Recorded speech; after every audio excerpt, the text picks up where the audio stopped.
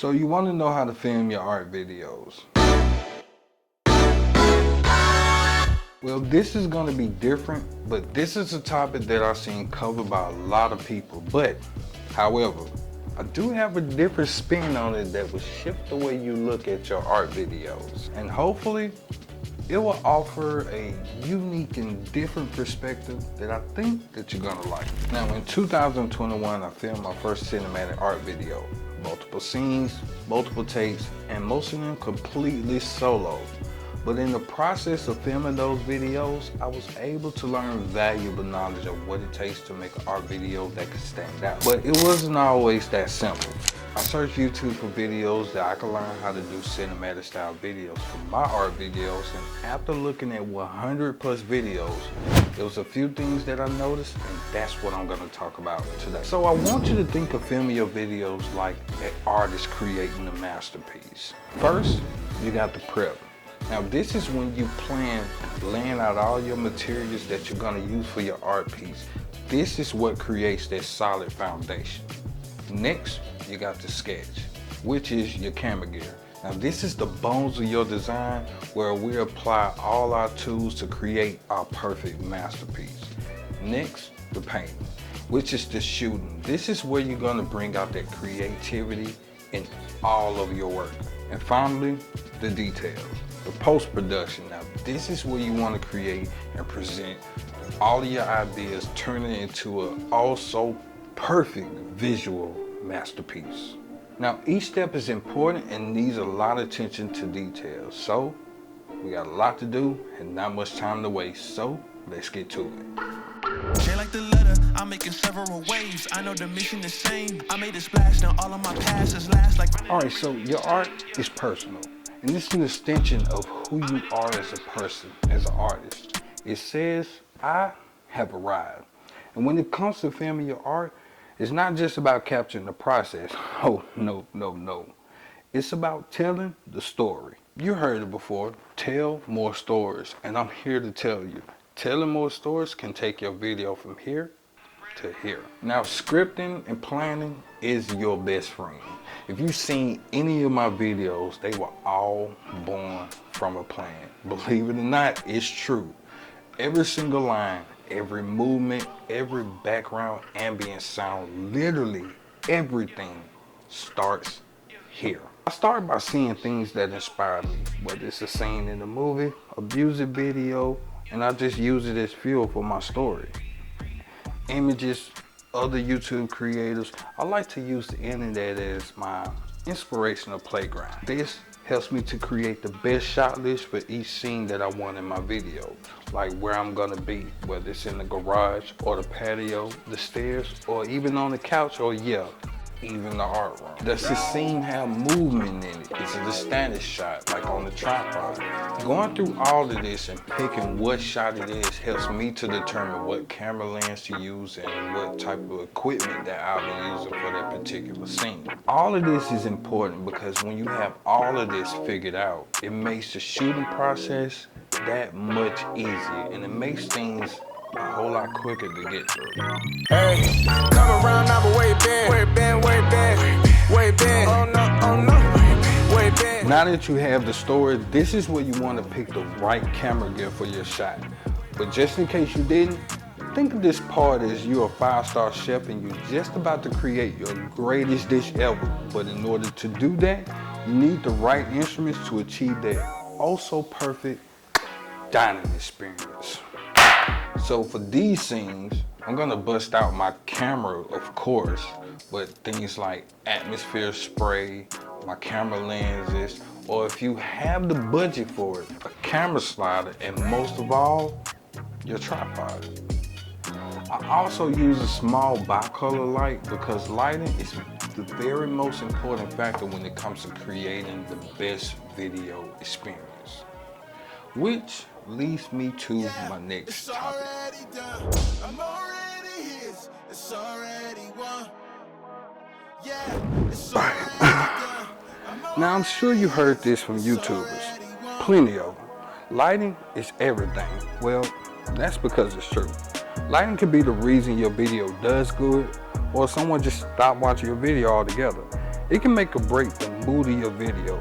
And honestly, you should pay very close attention to it because it is important. Understanding the psychology of color when you want to convey a feeling to your viewer can be just what you need to keep them invested in watching your video. Believe it or not, each color has a distinct meaning. Like for instance, if your video is about fear or danger, obviously the color red. But what if someone is sick or very ill? The color yellow. Or what about if someone is passive or want to stay isolated to themselves? The color blue. By now, I think that you're starting to get my point. To sum it up, each color has a mood, and you understand the color psychology will better help you to tell a story to your viewer. But like any type of system, there are some rules to follow, and in this case, this is the most important key to filming cinematic videos that you should never forget, and always follow this rule.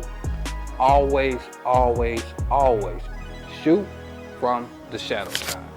Now, this means if your light is on your right, then film it on your left. It helps to give the video more depth and it makes the image more pleasing to the eye. Now, studio lights or softball lights are relatively easy and cheaper, but if you can't afford studio lights, then natural light can always be your best friend for any scene. I got the juice. Boy, too clean, it running my jeans, all of my rules. My team, angles and composition. Now these are the strongest key factors that can make your video stand out because your art should be the star of the show. But you want to over-deliver and give your viewer an experience that they will always remember. Think about why you want your audience to focus on the details, the overall art piece itself or the process itself. Now if you ever play the story mode on the game, you will always have things of interest in your surroundings. So think about it in that way. This way you can dive your viewers deeper into the art experience that you already given them. So think about it in ways to where, like if you're about to start a painting, show a scene to where your camera is close up on the shot. Or if you're about to rinse out your paintbrushes, show a cup of water that you're pouring. Or if you're done, show you setting the paintbrushes down. Now all of these camera angles can help to further tell the story and keep your viewer watching, just like you are right now. And since you're still watching, do your boy a favor and hit the like button if you're getting value from this. Come on, hit that like button, you know you want to. But the camera angles only tell one version of your story, but the other half of that is the emotion. That's in your composition, like your wide shots or your medium shots or your close-up shots, or yeah, even your macro shots. By now, you probably noticed that I like to use wide shots and medium shots and sometimes close-up shots to further drive my point home. That's only if you've been watching any of my art videos. Now this is where the magic happens. Everything has led right to this moment, whether it's a time lapse or a real-time recording or a mix of both. How you film it can transform the way people connect with your art video. Like for me personally, I always try to film my art in chronological order with a variety of the same shot. This way I can have more camera angles to make my story more interesting. And by having a shot list, this will help make this part a whole lot easier because you have everything already laid out. So it should make the filming process that much easier, simply because you can just go in chronological order, go straight down the list and just go to filming everything.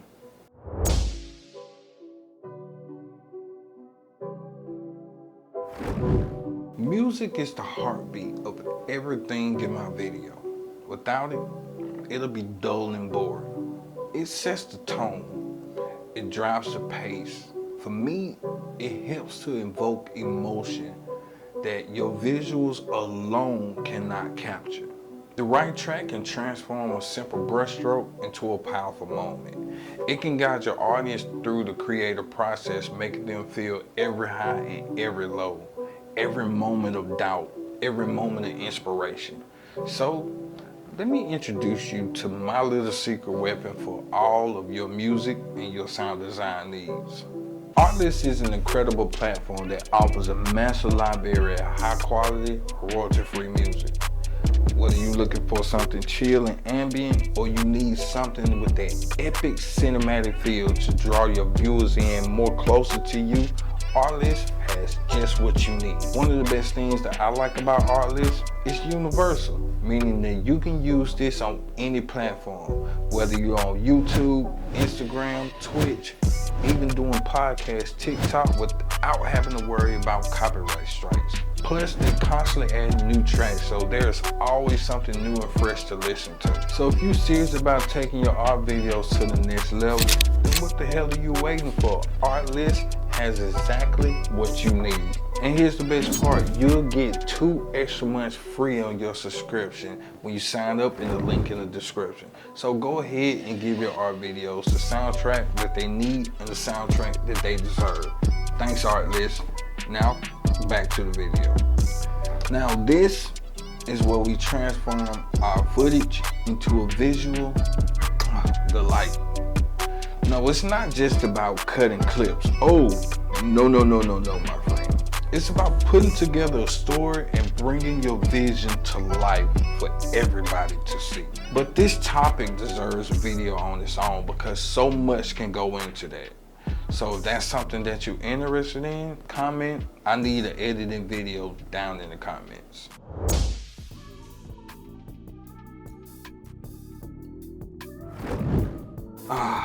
Sound design. One of those subtle elements that can make a massive difference in your video. It's not just about adding good music. It's about creating an atmosphere, drawing your audience in more closer to you to give your video life. Now, when we're talking about sound design, we're talking about more than just background music. Can you hear it? It's everything around you. It's what the audience hears. Whether it's me anxiously tapping the pen on my desk or clicking my mouse button on my computer. Even the subtle sound of pencils sketching on paper. And would you look at that? Now we have a well-prepared video that your audience will appreciate you for. So it's time for you to go and make your video. What are you doing? Quit watching this video and go and make your own video and create something awesome. I'll see you in the next one.